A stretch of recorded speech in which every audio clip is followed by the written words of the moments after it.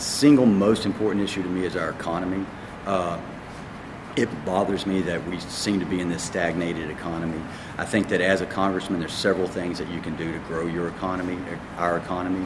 I think that first and foremost is being a congressman that's accessible to our local business leaders and our local politicians.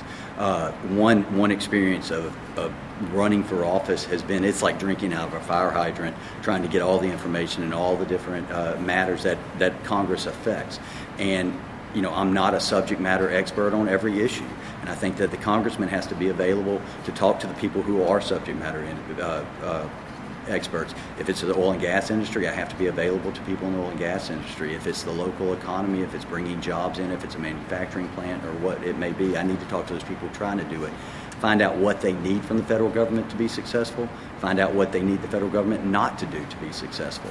We're extremely overregulated, and regulation is crushing our economy.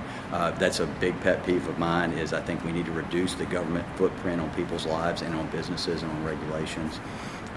The other thing, I think we need to reform our education system. 4-year degrees not a winning solution for everyone.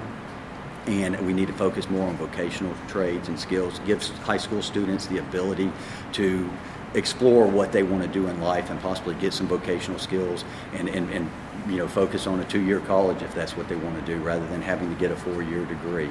I think that if we do that, there's some legislation out there such as the HERO Act that changes accreditation and allows the state and local schools to deal more with businesses and maybe produce the type of employees, give them the skills that they need when they're coming into a community.